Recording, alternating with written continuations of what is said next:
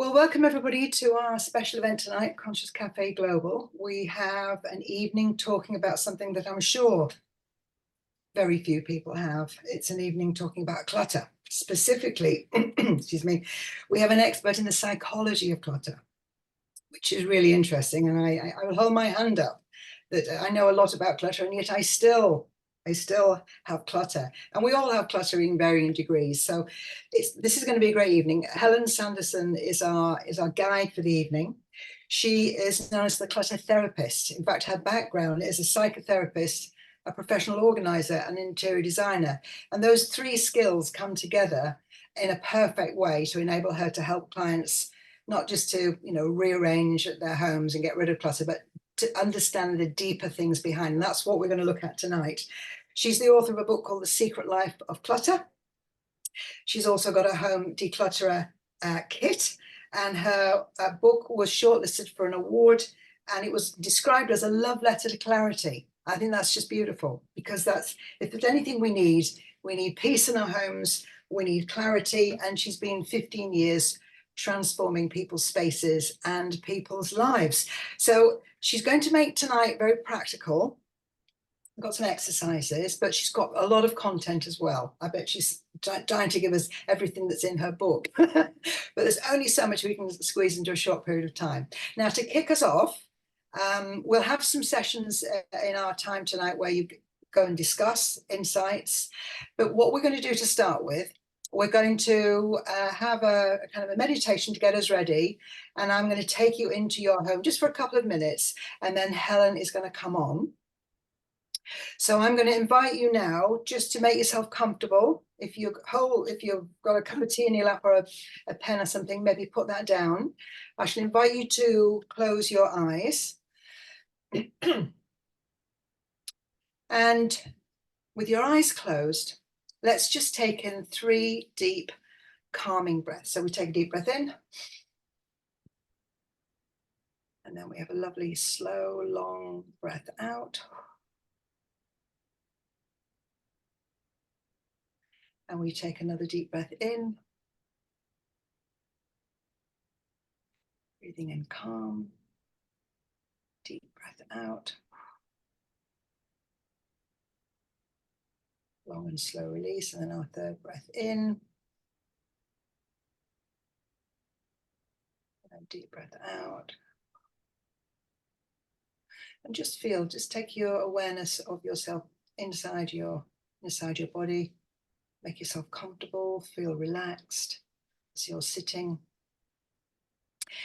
And what I want you to do is, in your mind's eye, look at your home from the outside.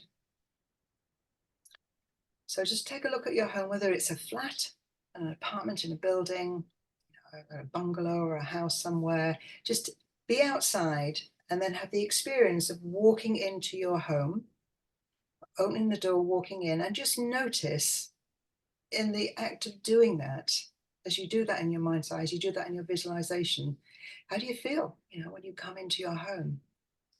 Is it kind of bright and welcoming? Does it make you feel less than welcome in any way? Do you live alone? Is it quiet? Are there other people in the house? So just, you're taking your energy into your home, and then just at your own pace, walk around and notice, walk from one room to another, perhaps in the order that you would do when you normally arrive home. Take a walk around. And as you're doing that, just have the awareness, the feeling that your home might be, maybe be speaking to you. It might be reaching out to say, look at me, I need help. I need help. I need clutter clearing from this corner. Is there an aspect of your home, if it's a 2-level home, maybe it's something upstairs, which is actually reaching out to you? Any aspect of your home that wants to give you a message. And that's what we're going to do tonight. We're going to open ourselves up to messages from our home, and open ourselves up to all the beautiful content that Helen's going to share. And you may get an answer tonight, it might come later, but you're going to get things that will match up with what your home wants from you. And now in your mind's eye, take yourself to a comfortable favorite seat in your home. And sit there and relax, just feeling, at peace, grounded.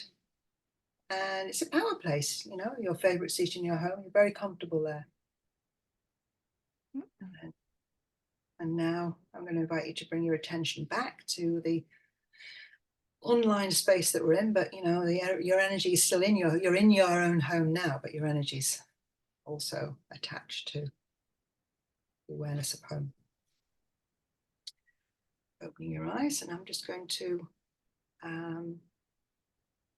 remove spotlight from me. And Helen, I'm going to spotlight you and say, welcome. We are ready for you. We're more than ready for you. That was a really lovely introduction. I couldn't have done it better myself. Thank you, Gina. And how lovely to be here at Conscious Cafe. Thank you very much. And I'm really looking forward to sharing some of my thoughts and ideas with you all this evening. So without further ado, I'm going to jump into my PowerPoint. So we are going to be delving a little bit into understanding some of the psychology behind that clutter. And when we talk about clutter, it could just be a cluttered table. It doesn't mean, a whole house full of stuff. So it's whatever it means for you. And I always say to people, please don't compare yourself to anyone else. It's really about how it makes you feel. So you might be a minimalist who can't bear any clutter around, or you might be really comfortable with things. So it's really just about your measure of you. So this evening, I would like you to kind of think about, following from Gina's meditation, an object that you perhaps have a very sentimental attachment to. We're going to come back to that at the end. So I'm just kind of sow the seed for that right now. So, and you also might need to have a pen and paper at hand at some point this evening. So if you haven't got that, please do go and grab it, and then just keep a little space in your mind for an object that comes that maybe wants to be kind of engaged with in some way, something that you're struggling to let go of.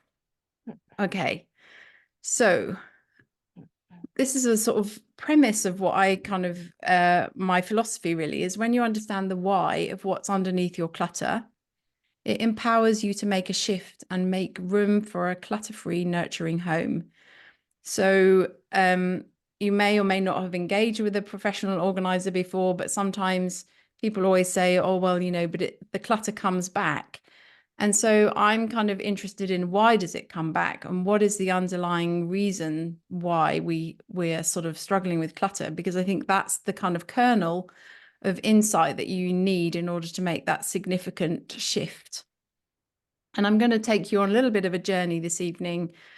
So encourage you to, don't sit there and make loads of notes, but if you get sort of little pops of insight, then jot those down, because they might be helpful to discuss in your breakout room.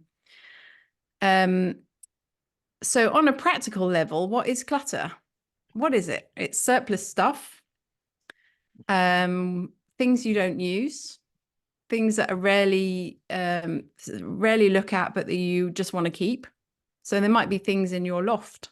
I was working with someone recently, and they just had all of their family stuff in the loft, and they were very brave at kind of working through. But sometimes we just want to keep that stuff. It makes us feel safer and more secure. Things you keep just in case you might need it.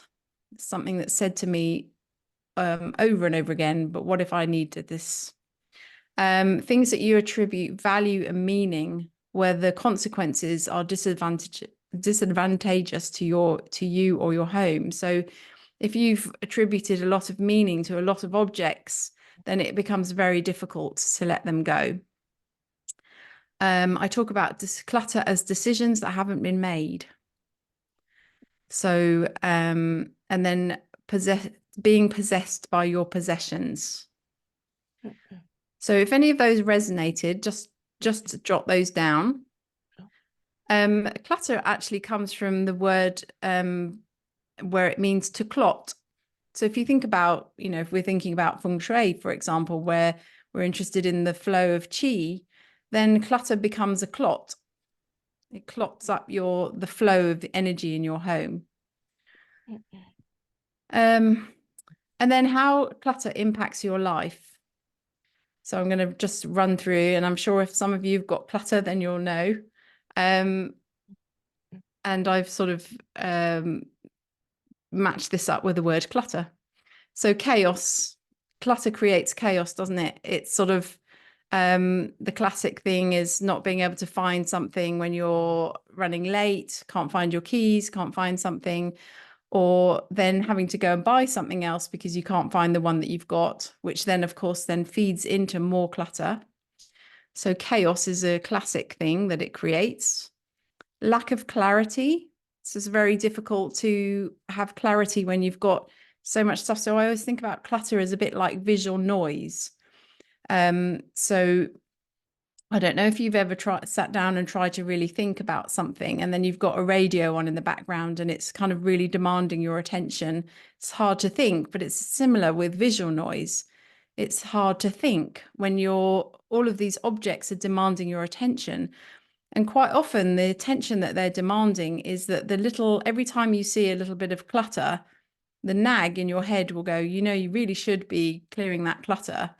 So it then becomes this sort of almost like, instead of being a prompter of something special, or that maybe it's reminding you of something special, it's reminding you of how you're really failing in the task of sorting out your desk or sorting out your bedroom or clearing that loft or whatever it is that you're is on your mind. So I've said already, unmade decisions. So each object is really a decision that hasn't been made. And the decision is usually basically, shall I keep it or shall I let it go? But also it is about actions that haven't been taken. So, it's not uncommon that someone will say to me, I've got a pile of charity bags sitting at the front door waiting to go. So they've made the decision that they want to do to let it go, but they haven't actually taken the stuff to charity. So you can see how the clots start happening.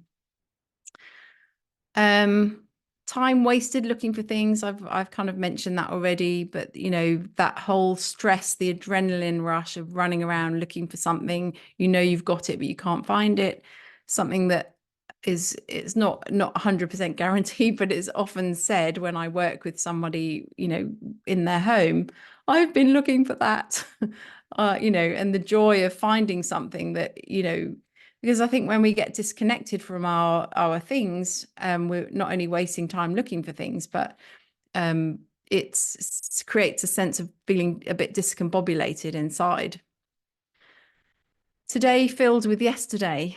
So I talk a lot about how quite often living with clutter is a bit like living with yesterday's unclean dishes or undone laundry, or it's a little bit like living in debt, where you're constantly thinking about what you need to do to clear up yesterday instead of investing in the now or the future.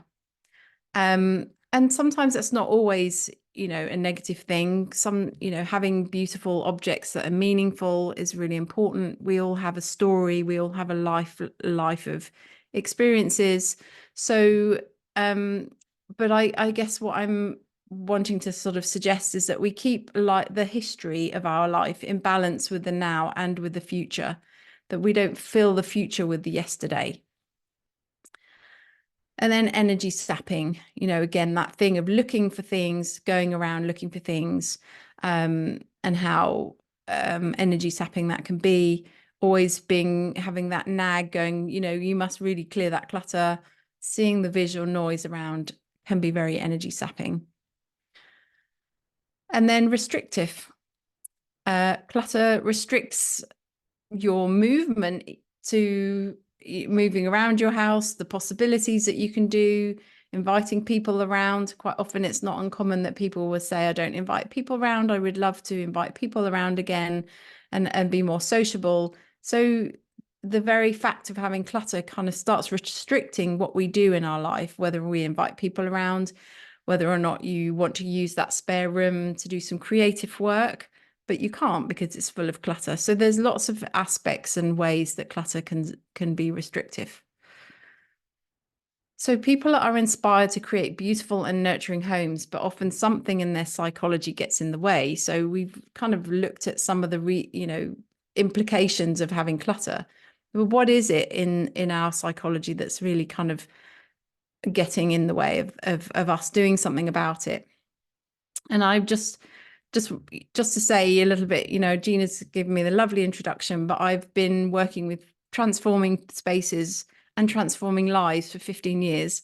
And I really feel that actually by transforming a space, you are transforming your life as well. So maybe you've got a clear vision, and maybe you come off this workshop with a clear vision and you think, yes, I feel motivated, I feel inspired, I want to clear the clutter. Then, what happens? Something happens. Something comes, and it's really quite ironic how and as I said, I've been working with people for a long time. Something will come up. Someone will get ill. There'll be some sort of emergency. So it's almost like sometimes when you take on this big task of clearing the clutter, life will try and divert you in a different direction.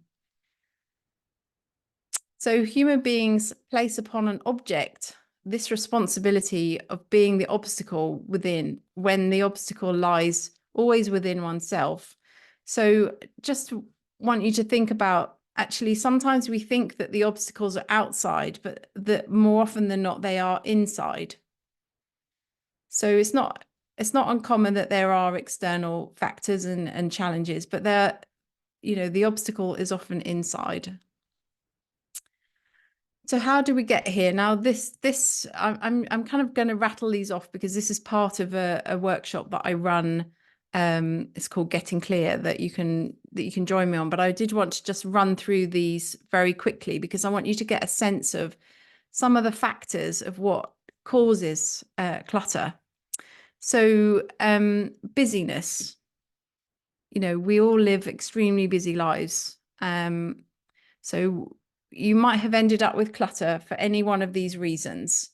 Work or family take on, if you've got a big family, sometimes managing all of that can be quite a lot. So being busy, having a high-powered job. Life events, having a period of illness. I was talking to someone recently who, we were looking at their home, and they'd had a period of illness, and literally when you go into an ill phase, you go into survival mode. And so it's really not uncommon that clutter will start building up around the edges because you're really just focused on eat, sleep, survive, heal, or whatever. So, and life events, stress, divorce, even having children or something like that. So then we get to trauma, childhood loss. So if you've had an experience of maybe coming from another country or being displaced from your homeland, or any kind of childhood trauma or loss or bereavement, clutter can often represent unprocessed emotions. Another really, really common thing, and it's becoming, as we're talking about it much more, neurodiversity. I would say that probably 80 to 90% of the people that I work with have some sort of ADHD or ADD or dyspraxia, autism, or some sort of time-space challenges. So it's really important that we understand that it's not because we're lazy that we've got clutter. It's often because we've got neurodiverse challenges. Learned behaviour. So maybe you grew up in a home that was really cluttered or very, very tidy and meticulous, and then you rebelled against it because you found the tidiness oppressive. So what I'd love you to do is jot down if you think any of these apply to you as we go through, and then you can chat about it in your breakout room. So an impasse is how do we get here? An impasse is when you have an inner conflict between yourself, two parts of yourself. So you might have a part of you that wants to go out and play, and another part of you that wants order. And quite often, when I'll speak to people, they say, "Oh, I really, it's not really high on my values. I just want to go out and play." But sometimes if you want to clear the clutter and sort it out, you need to dedicate a bit of focused time to do that. So it's really interesting because as I've done this over the years, I hear these two different parts kind of in conflict. The part that wants the order and the part that wants to go out and play or wants to prioritize work or something else. And they just end up being in this kind of loggerhead thing where nothing actually happens. It sort of becomes a state of non-activity or sort of staticity. So the next one is denial. Denial's a really tricky one because I don't think you'd be here if you were too much in denial, to be honest. Although you might be thinking you might be here because you know somebody that's got clutter and you want to help them. And denial is often something that we do to protect ourselves. And so we deny that there's a problem. It's a self-protective mechanism. And then we've got procrastination. I think we all suffer from a bit of that old procrastination. You're telling yourself that you'll do it, but you can't, or you won't, or you just don't make time. And often we procrastinate on things that we find a bit more difficult, a bit more challenging, or quite often people talk about the perfectionist and how actually if I can't do it perfectly, I'm not going to bother doing it at all. So then it sets up this procrastinating structure. So there are quite a few of these, but I will get onto some other stuff. But I just thought it's really interesting to just flag these up. So catastrophizing, fear of regret or making a mistake. Now, one of the things I say to people when you're doing a declutter project, you're going to make hundreds of decisions about your precious possessions, and it's not possible to do it perfectly. So we need to kind of allow ourselves a little bit of spaciousness, really, when it comes to making those decisions. And I have got a system that I use to kind of mitigate against those regretful decisions. But, it's very, that is fear is often something that comes up quite a lot. So if you think fear is it for you, jot that down. Indecision, I've mentioned that already, struggling to define the difference between a high value item and a low value item, with everything meaning something significant. So we talk about letting go of the surplus stuff and keeping your precious memories intact. But if everything is a precious memory, then it gets really difficult to make those decisions. And then the last few, personality. So I'm very interested in astrology and the Enneagram, and I'm sure that you've kind of explored some of those things. So personality type, we're all different. So if you're an academic, you probably don't see your environment around you at all. You've got your head in a book or head in a research project or a study or something, and your kind of system isn't really orientated to your environment. Or if you're creative, you tend to diverge rather than converge. So your focus of activity is going to be divergent, which then can create this ripple effect of clutter. So quite often when I've worked with creative people, they'll say, "Oh, I've got 10 creative projects on the go." Or, I started this one and then I moved on to the next one because I got inspired. So personality type. And then skill set. You might have the will and motivation, but if you're not very good at spatial awareness or spatial skills or, putting things in an environment, it can make you indecisive.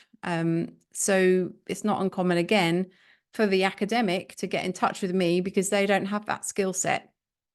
So, and I'm very much into, if you're struggling with something, get a professional, get a, like I've got an accountant who helps me with my accounts because it's not my skill set. So, and then sentimentality, which is, that thing where we imbue meaning and memory in objects, which we are going to come to in the second section. Okay, so you might have an overlapping, so there's a Venn diagram here, you might have an overlapping several of those. You might be neurodiverse, creative, and a procrastinator, and a something else, and have had an illness or trauma. So as you can see, then it gets really complicated. But there's no one simple reason, but there may be a complex amount of reasons or complex reasons for why you might be struggling with your clutter. Okay, so we're going to do a quick breakout, Gina, if that's okay. So just from the first little bit that I've introduced you to, which things really popped out at you? Was it neurodiversity or yeah, so we're looking at what drivers have caused your clutter, or that of someone that you know. So you may not be, like I said, you may not be here because somebody else, you may not be here because of your clutter. You may be worried about somebody else. So what do you think is some of the driving factors? So we'll just do a really quick little breakout to chat through that, and then I'm going to go into the next section. So Helen, if you want to just remove your screen. Yeah. Everybody's got that, drivers. What I'm going to do, just before I stop the recording, I'm going to put you all in groups of 3. Hopefully you'll all join in. And on the basis of that 3, I think, Helen, we're going to give them 2 minutes each. So I'm going to do a warning at 5 minutes. So that last person get the warning, and then you have 60 seconds. So we'll come back in 6 minutes. And you know that you're talking about what you might have spotted as the causes. So I'm just going to put it on pause, and then. Fantastic. Great. What might be really nice, if you feel like it, it's not imperative, but if you could put in the chat what factors, if it was ADHD or personality type or something, and then other people might get to see, because when I run my workshop, we do a poll, and then it's quite nice for people to see.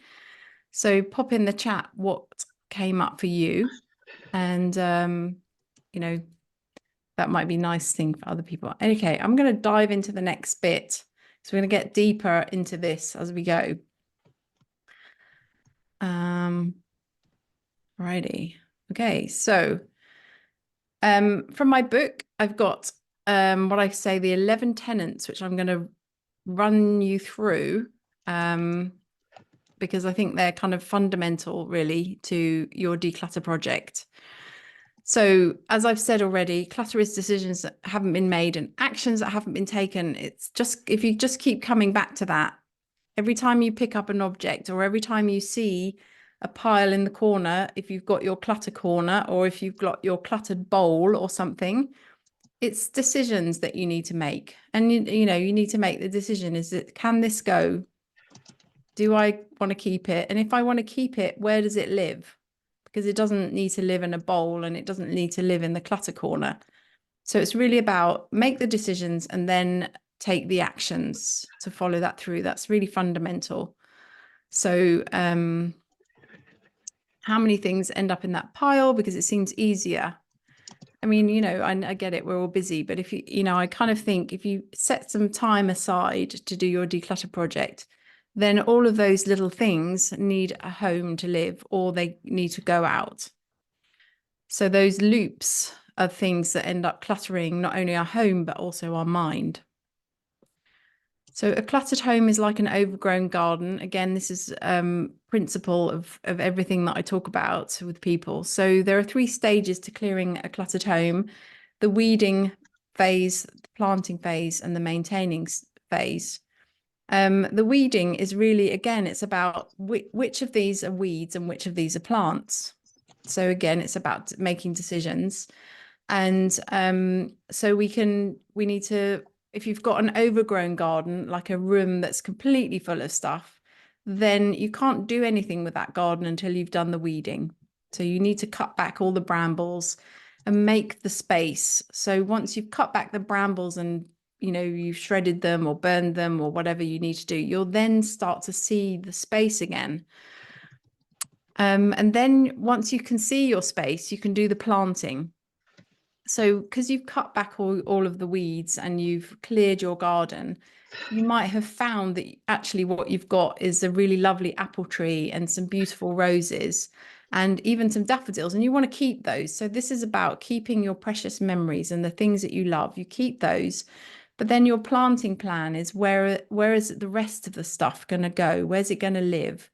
So if we think about a garden for a moment, you might say, okay, look, the back of the garden, it's really sunny. It's a nice sunny aspect. So let's put a patio down there or some decking, and then we're going to do some planting around it. So this is essentially everything has a place for everything.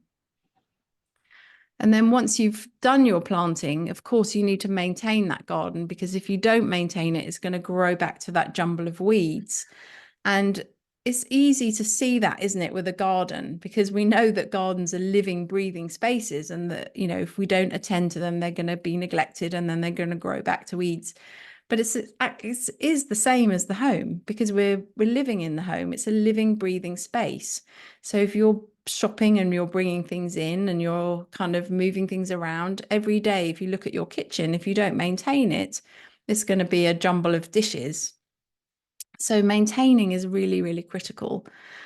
And then I talked earlier about this idea of living with clutter is like living with debt. It's like living with yesterday's problem. You can't kind of move forward, or you can't sort of get on, because you're always having to, today can't happen or tomorrow can't happen because you're living with debt. And I don't know if any of you have ever had to clear a debt, a credit card debt, or something bigger or larger than that, or whatever. It's sort of, it takes your attention away, and you can't actually save because you're dealing with the debt. So it takes energy, and you need to be you can be constantly stressing about any unfinished business from the past. So we can think about clutter then as a lot of unfinished business, or unfinished emotional things, or unprocessed emotions from the past. So decluttering is really about connecting to what you have as much as letting things go. So there's a lovely thing that happens, like I said earlier, is like, oh, I've been looking for that. I've been wondering where that is. And really, really connecting. It's almost like it's a mind mapping yourself back into your possessions, so re-loving them, if you like. So it's not about just throwing everything. It's about re-loving them and then finding homes for things. So there's a sense of order. And when there's a sense of order, it's easier to maintain. Yeah, so those long forgotten treasures that have meaning might come back into your consciousness. You might find them again. So the less you have, the less you have to manage. So if you're somebody that does struggle with ADHD, or you struggles with the maintaining side, the less stuff you have, the easier it's going to be for you to maintain your space. So again, in design, we talk about less is more, and less is definitely more for you in your home if you're somebody that struggles with managing a lot of stuff. So nothing in your home comes rent-free. It all requires effort and attention. Even if you think of it as in the loft, it's out of the way. One of the things I've noticed recently is that people often, they use their garage or their loft as their don't know pile. And it's like, I'll deal with that later. And then it just grows and it accumulates. And of course, that's all taking up from space that you could use for something else more. And I always think, what's that space better used for? Something creative, quite often. And then the burden of having that stuff in the loft. The client that I just recently worked with, who was with her loft, she was saying, I don't ever want to fill it up again. So it's a mental burden, isn't it?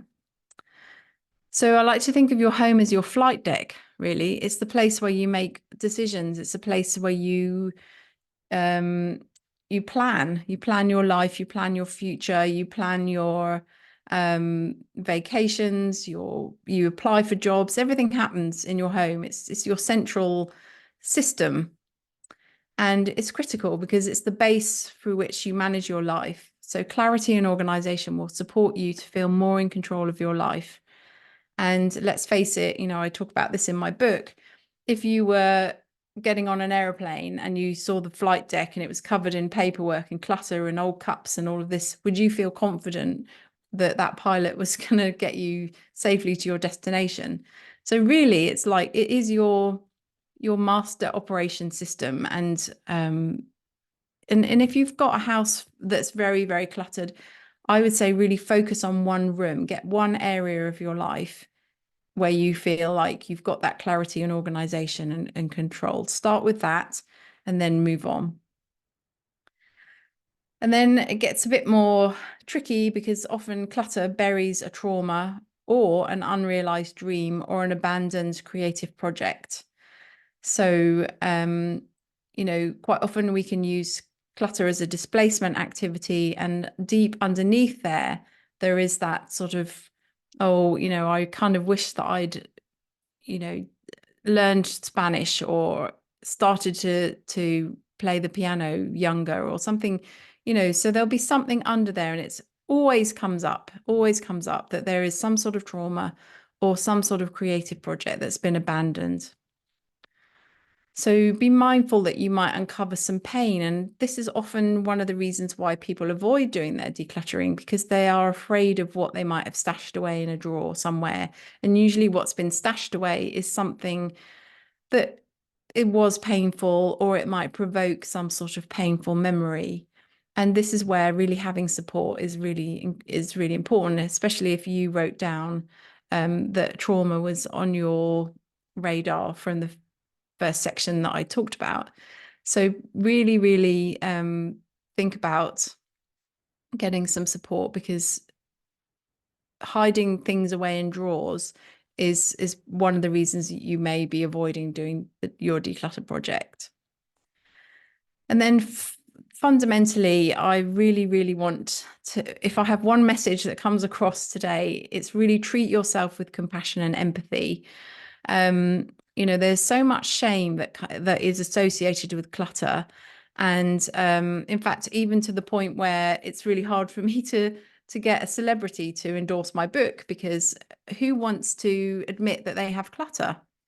So it's one of those things where very few people talk about it. They might talk about their mental health things, but no, very, you know, I think Elton John has admitted to being a bit of a shopaholic. But other than that, you know, it's something that kind of goes on behind closed doors and is rarely something that people want to talk about. So if you talked about it in your breakout room, then you're being very brave. And please treat yourself and other people here with compassion and empathy. And I always say, as if you were a child that was learning to make their way in the world, you would always treat them and speak to them with love and empathy. And so please do the same for yourself. And then complete. I kind of bang on about it. Earlier on, I said, if you're a creative person and you've got 10 projects on the go and you're about to start another one, so having lots of incomplete projects can be a real hazard to, it can create more clutter essentially. So instead of leaving things undone and letting them build up, ask yourself, what is the next action that I can take?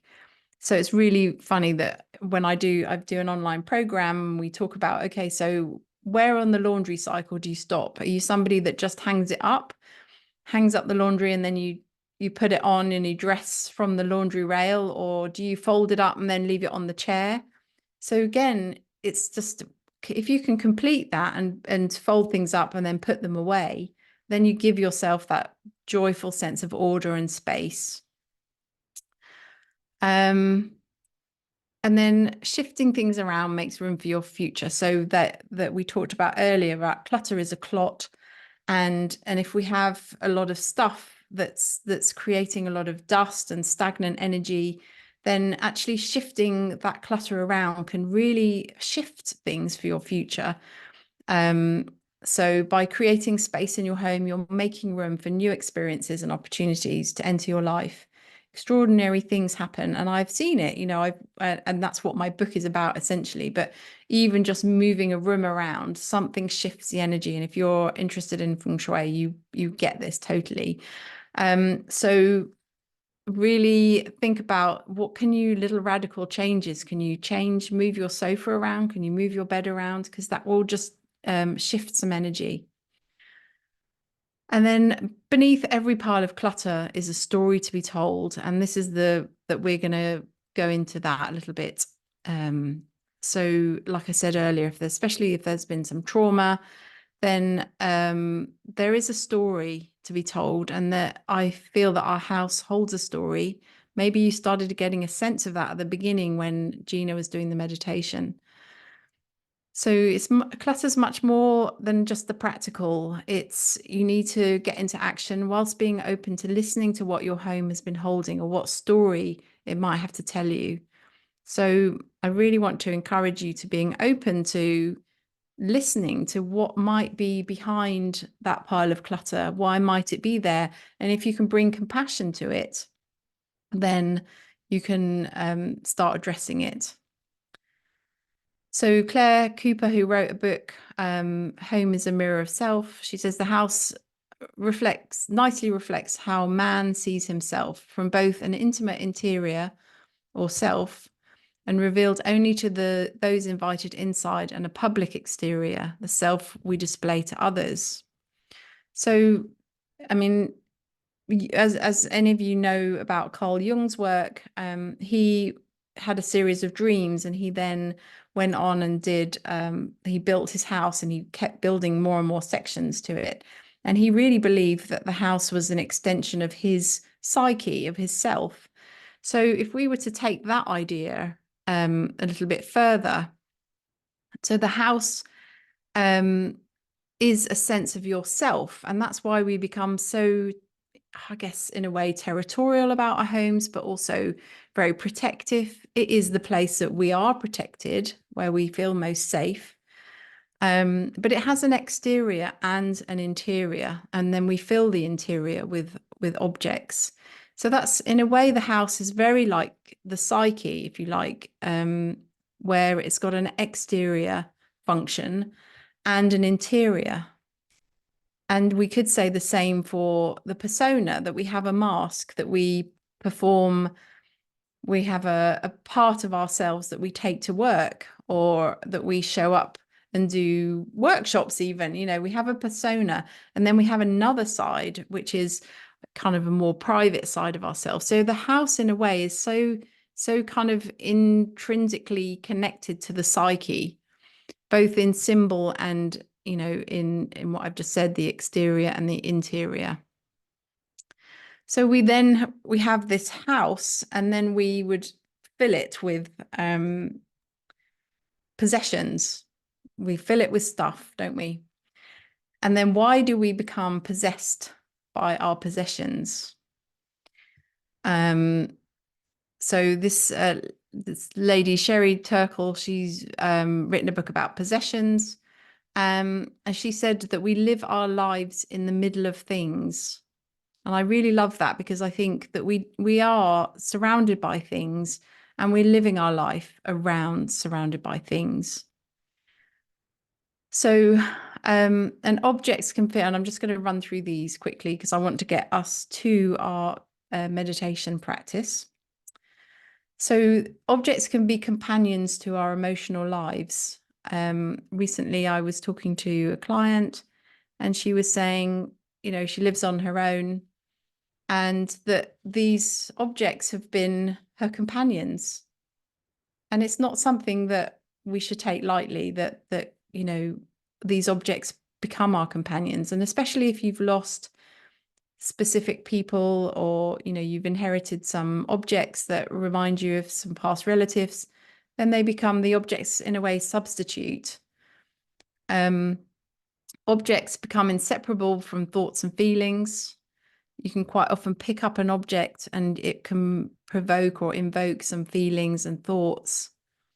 So we are incredibly attached to our possessions. They can be markers of life transitions.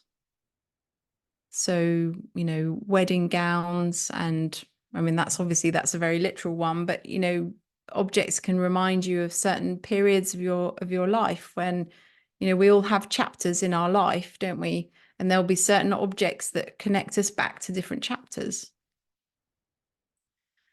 There can be ways to navigate love or loss. As I've said recently, just that whole thing of having an object that replaces your parent, that you remember them with, that's where the sentimentality comes in, where objects can be something that just connects us with the love that we had for someone. They can be aids to thinking. So I don't know about you, but I'm of the generation where I quite like paper. And I'm not so digitally minded, but so I like to kind of jot things down on paper, and then it will help me think. So, you know, I'm saying my notepad is an object, an aid to my thinking.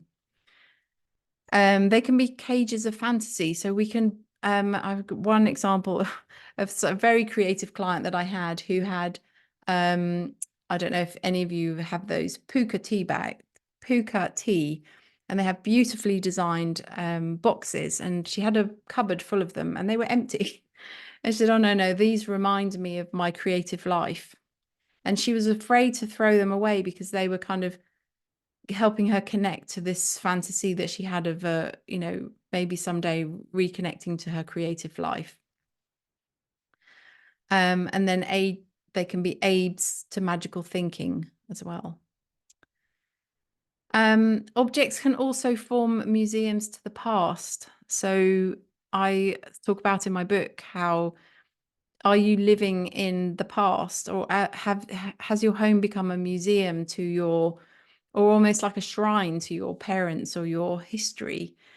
It's particularly hard, isn't it, if you've spent years doing a PhD or something and you've got all the materials around, or courses and relationships and all of those, they become, so the past almost starts to take over the present. And I think I've kind of made that point several times, but think about, is your home looking a little bit or feeling a little bit like a museum? And objects can create us to great ideas and to people. So if you're like me, you love books. And so, you know, we read to know we're not alone. And so if you're alone at home and you've got all of these books around you, it can make you feel like you're not alone, and that you can get fed, you can get nourished by these books. How am I doing for time? Okay.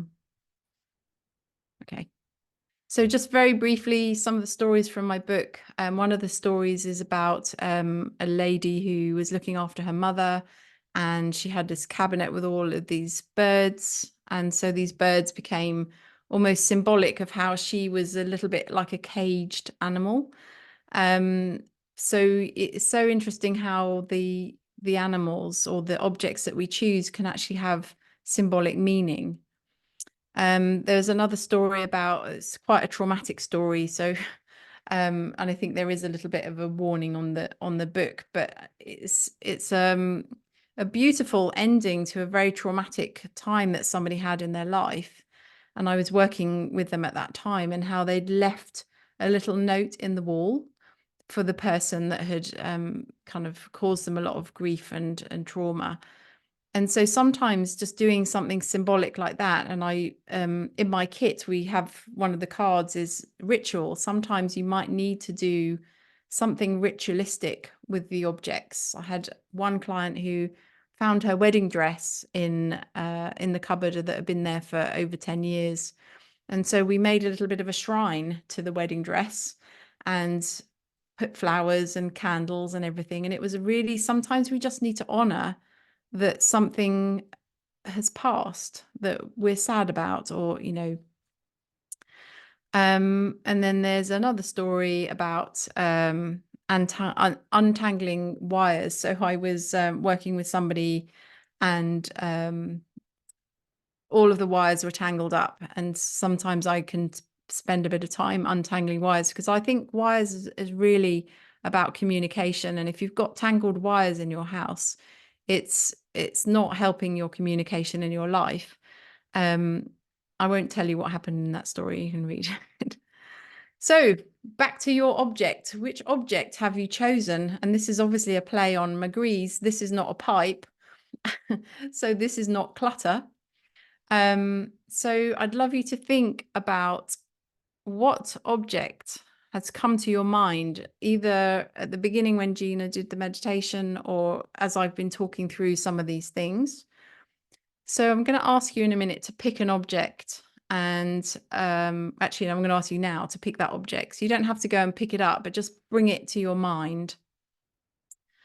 And you're going to need a pen and paper and a journal. One or pen and paper or a journal, sorry. Maybe some box of tissues. So can we just pop it in the chat if you're all ready to go with this? Just say yes, thumbs up or something. People have got their notes. Brilliant. Okay. Any more questions you're going to put on that sheet before I stop the recording? No. Well, so this is going to be what we're going to run through in a minute, but I'm just going to before you start doing this, this is the critical part of this exercise is that we imagine that we are the object. So if you've ever done any sort of Gestalt therapy or psychodrama or right hand, left hand journaling or anything like that, I want you to imagine that you are the object. So if you were that bird or that jumble of wires, you then become the voice of that jumble of wires. So when it says, "What are you?" I am a jumble of wires. And then so you speak as if you are the object, and you get the most out of it if you do that. Okay, so I'm going to put some music on, and you're going to have 6 minutes to follow this process, and then we'll go into a breakout room. So if you're ready to stop the recording. Okay, I'll stop the recording now. You're going to do the exercise for about how many minutes? It's about 6 minutes. Okay, so if somebody's listening to the recording, they've got 6 minutes, and then you just want to go into the breakout room and share what you feel you'd like to share. It can be really lovely to hear what other people, you can share just one of the answers that you got, or you can share a little bit more. We've got 10 minutes, so you enjoy that time. Okay. Yeah, I'm going to pause and do 6 minutes. Brilliant. Okay, great. I hope that you all got someone to chat to in your breakout room. So that's kind of a little journey that I've taken you on through clutter, really. And I hope that you found that insightful, if nothing else. Just quickly, we might love to hear what you learned if there is time and you want to share it. So any questions, if there's time, Judy will let me know. So just finally to wrap up then, when you understand the psychology of what's underneath your clutter, it empowers you to make a shift and make room for a clutter-free, nurturing home. So if you're ready to get clear, there's some information about a workshop that I'm running, and Judy will send that out with email. So you'll get my information on the email with the recording. So, okay, that's it. So what's your email? Oh, here, there's your, excuse me, not your email, your website. They can go. It's helensanderson.com. Okay, so they can find out all the things that you're doing on there. And as I say, Judy will put it in there. I'm just looking to see if there's any questions that have popped up. People are saying it was a very helpful process, and some people needed tissues. Oh, I did say. Well, you're talking about yourself, aren't you, when you're talking about your stuff in your home? Yeah. And so deeply interconnected. Yeah. Yeah. Yeah. And that was really great, because it's, it's not just take a bigger cupboard and do this and get that. It's the psychology of it is, what we make things mean, and it's about us. And we're challenged, aren't we, when we're surrounded with stuff, and lives get more complicated. Although, for those older among us, I've had a copy in one file and a copy in another. And then modern times it's digital, but clutter can be digital, can't it? You can have too much digital stuff. Yeah. It's not all physical. Yeah. out of sight, out of mind is not always out of mind. Very powerful exercise. Yeah, somebody, yeah. Yeah, a few books at a time.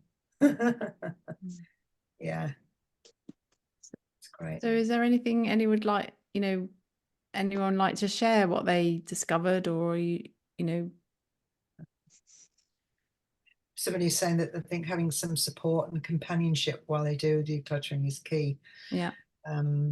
Yeah, especially when you're doing clothes, actually, and you Yeah. put something on and go, bin it, charity shop.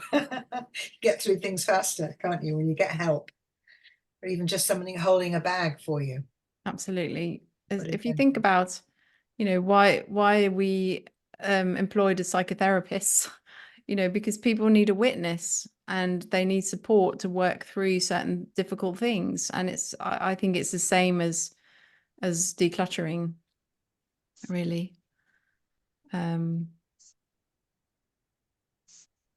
Great. It's really lovely seeing the comments. yeah.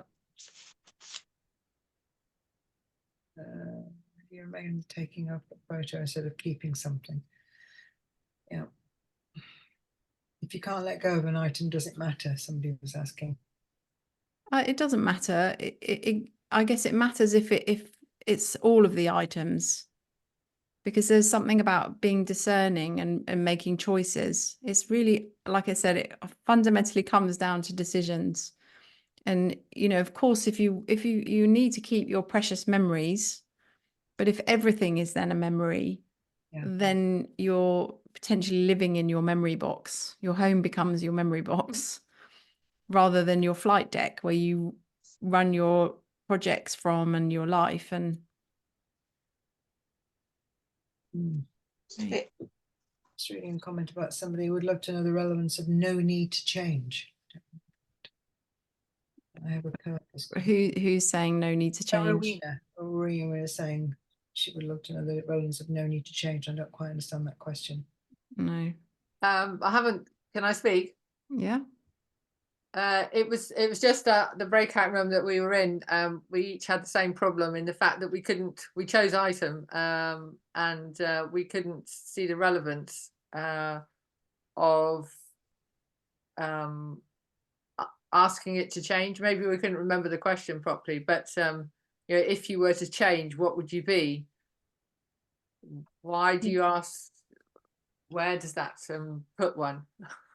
Because if it is sort of like sometimes, if you've got an object and it says, "Oh, I'd rather be changed into some," I don't know. Say you've got a box of your children's drawings, and if you were to change, what would you be? Well, I might like to be a picture or a collage on the wall. So that's something that it might say, so it's really, I mean, it doesn't matter if you hit a block with those questions, but generally, it's kind of using a little bit of your right brain to come up with a bit of that process, which we tend to meet everything in life very linear, left brain, logical, don't we? That's a really right brain process.